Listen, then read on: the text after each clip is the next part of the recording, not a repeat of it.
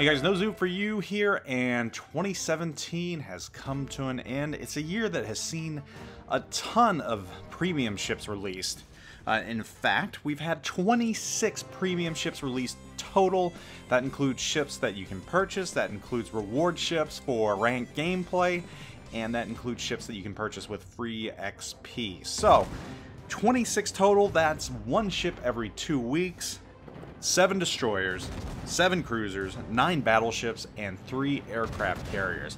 Now for the fun part. We're going to take a look back at 2017 and go over what I thought were the 5 best and the 5 worst premium ships to be released. This is always fun, purely subjective. My opinions are probably different than many opinions, but it gives something to talk about, and it also gives a trip down memory lane. And I'm sure you have probably forgotten most of the premiums that were released this year. And to be honest, I had to go back and research myself. I forgot quite a few of them and was pleasantly surprised when I took that little proverbial trip down memory lane. So, without further ado, we are going to kick things off. These are the top 5 best ships of 2017, starting with number 5, the HMS Nelson Royal Navy battleship. Now, this might not be the pick that many had thought would be here in the top 5, but I chose this for a couple of reasons. One, because it came out before the Royal Navy battleship line. It gave us a preview of what was to come, for better or for worse. And with the Nelson, you get all the attributes of the Royal Navy line. You've got that powerful repair party consumable, which gives you back 40% of your ship's hit points per charge. You also got decent armor, a very interesting, albeit flexible gun layout, and of course, that redonkulous HE performance. So, Nelson will start things off in the 5 slot. I think she should be here, you might not, but we're moving on. Down at number 4, we have the HOROKAZE. This is a Tier 8 Japanese destroyer. It's a very unique ship. It came to us through another of World of Warships collaborations. Of course, this one being High School Fleet. It was a very cool destroyer and offered very distinct abilities depending on what your playstyle was. You had 3 different gun options on this ship. You had sick surface detection at 5.4 kilometers when fully upgraded. Awesome torpedoes. I personally think that this destroyer was very, very good, and it's probably not used enough. I think a lot of people probably skipped over this or just didn't pick it up when they had the chance, and I think you probably missed out if you're a destroyer fan, especially if you're an IJN destroyer fan. Moving on to the 3 slot. It might not have been the year of the aircraft carrier as many players were hoping for. However, an aircraft carrier does make the top 5 best premium ships of 2017. That distinction goes to the Kaga.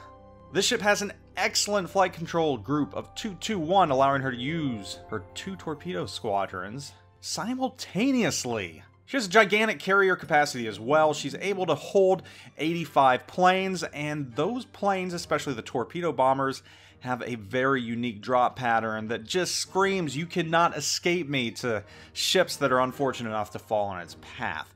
I really think that the Kaga was a great aircraft carrier.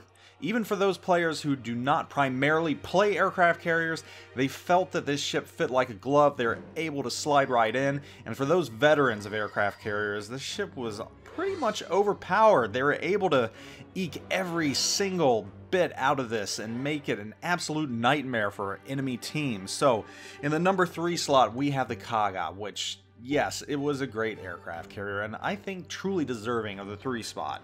Moving on to number 2. This one created a little bit of drama, especially when it was previewed. However, I still think it deserves the number 2 spot, and it's currently one of my favorite battleships, especially now that we're knee-deep in a rank season at the time of this posting. That distinction goes to the USS Alabama. Many of you might recall when the ship came out, a lot of people weren't pleased with the placement of her citadels. While I thought that she was powerful enough as she was, the outcry from the public was extremely loud and Wargaming reacted. As a result, they lowered her citadel, making a very powerful ship even more powerful and even tougher to crack. Yes, she might be similar to the North Carolina, but I feel because of its maneuverability, it's just so much better than the North Carolina in many ways.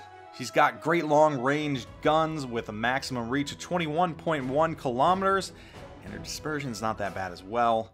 Totally think the Alabama is highly deserving of the number 2 spot. If you didn't pick her up, you're missing out.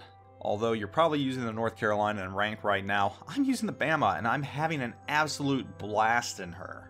Also, another thing to keep in mind with the Alabama, her torpedo bulges give 49% damage reduction. That is the second best value in the game. Very big highlight right there.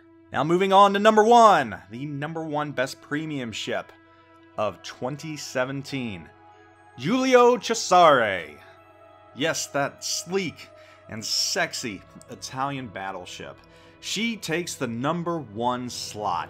She, in my opinion, is the best premium of 2017. So good, in fact, that she is under extreme scrutiny right now because of her playing potential and the fact that she is just, let's say, overperforming right now. It is a great ship. She's a small target, she's hard to hit, she's fast, she's got tight turning. Her guns, even though they were slightly nerfed at the time, still have great sigma. Everything about this ship, including the armor, it's just good. This ship is just phenomenal. If you didn't pick up the Cesare, I feel bad for you because it's such a good ship. Probably one of the best values in the game right now. She's a seal clubber. She's phenomenal, she's amazing, and she is truly deserving of the best premium ship of 2017. Now, there were a couple of honorable mentions that just didn't make it into the top 5, but I think should be noted. One of them was the Ochotnik, that funky skullboat looking destroyer, which is actually better than people realize, and hopefully you caught some in the Christmas crates this year. Another ship, the October Revolution, a great battleship, similar to the Nikolai, maybe not quite as good, but very good at punishing seals and broadside ships. Worthy of an honorable mention, and so is the USS Kidd, which is being used heavily in Tier 8 ranked gameplay right now. That heal ability just gives it the power that it needs to stay in the game. So those 3, while good, just didn't quite make it to the top 5. Now we're going to move on to the 5 worst premium ships of 2017.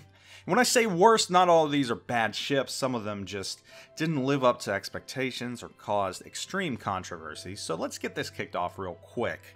Number 5, we've got the HMS Hood. And it's not because the Hood is a bad battleship. It's not. It's a decent battleship. It's not a great battleship, though. It can punish cruisers, but I think the Hood just didn't live up to the expectations that many individuals have. It underperforms compared to what people thought it should. So while it's a decent battleship, that's all it really is. It's decent, it's vanilla. Again, it didn't live up to expectations, and that's why the Hood gets the number 5 slot. And moving on to number 4, Duke of York, and this is a more recent battleship. The Duke of York gets the 4 slot because the Duke of York just doesn't offer anything. In its pre-production setup, it at least offered something unique. It didn't have heals, but instead of heals, it had defensive fire and some other cool attributes. It doesn't have that anymore. Because of that, it's nothing more than a clone of its in-tier sister ship, the King Henry V. And it's not even a better clone at that. There's no reason to play the Duke of York over that, other than there's a bunch of campaigns for it. So, yeah, Duke of York, totally just a total stinker, in my opinion, and that's why it deserves the number 4 slot. In the number 3 slot, we kind of have a tie right here. Both the Mutsu and the Ashitaka. These 2 battleships just had me scratching my head, like, why? Why are they in here? They really offer nothing unique. They don't play any better than the similar tiered IJN battleships. They're squishy. They're just not, in my opinion, they're not fun. And I think many people probably scratched their heads when they came out. And while the Key is actually a decent battleship and fun to play, the Mutsu and the Ashitaka are just not good for their tiers. They're just not fun, and in my opinion, don't offer anything at all. These 2, in my opinion, probably could have been completely scratched. So there you have it. I mean, these 2 ships are kind of one and the same, and maybe that's why I put them both in the 3 slot for the 3rd worst ship/ships, premium ships of 2017. Moving on to the 2 slot, we have the as a lot of people like to call it, the Huang He, just had issues from the beginning, and those issues were never rectified. It was just a weak cruiser that doesn't bring anything to the game, and while Wargaming tried to fix it, they tried to make it better, they tried to buff it, it just didn't do the trick. And you're left with a cruiser that just really doesn't have survivability. It's not fun to play, especially when you have other cruisers in the same tier or tiers around it that are fun to play. Ships such as the Perth, which actually help their teammates a lot more. So, yeah, the number 2 slot, completely deserving. The Huang Meh, definitely a meh ship. So, yeah, that's your number 2 ship. And number 1, can you guess what I'm going to say? Can you guess this ship? Yeah. The number 1 worst premium ship of 2017 is the Graf Zeppelin. And not primarily because it is a horrible aircraft carrier, though those that I have spoken with and all the aircraft aficionados out there still have disdain for it and don't care for it too much. The Graf Zeppelin just had so much drama around it. It just created drama at every single iteration of it. In Wargaming, I gotta give them props for doing the right thing and having a massive public testing of this ship and just different plane loadouts and everything else, but the damage was already done from the very, very onset of this aircraft carrier that they just couldn't figure out. At first it was too powerful, then it wasn't powerful at all, and then it was too powerful, and then it was boring, and then I think the public just got tired of all the issues with the Graf Zeppelin, and it killed a ship that many, many people were excited for. So yeah, Graf Zeppelin gets that number 1 worst premium ship of 2017. Again, not for the fact that it's absolutely horrible to play, but just all the drama surrounding it and all the testing and everything that it caused. Yes, Graf Zeppelin, you were the number 1 worst premium of 2017. So there you have it. The top 5 best premium ships of 2017 and the top 5 worst premium ships of 2017. What do you all think? Do you agree? Do you disagree? Do you think the black should have been up there, which I didn't add because it was a reward ship that you had to do really well in rank to get, so the majority of the players didn't have a chance to get that. That's why I left that out, though it is an interesting ship with its radar. What do you all think? Let me know in the comments. What do you think should have been the number 1 best premium ship of 2017, and what do you think was the worst? I am interested to hear. I'm interested to find out. Can't wait to see what premium ships that we have coming to us in 2018. We know that the Roma is on its way, and I know we are all excited about that because that ship might have been up there on the top 5 had it come out this year.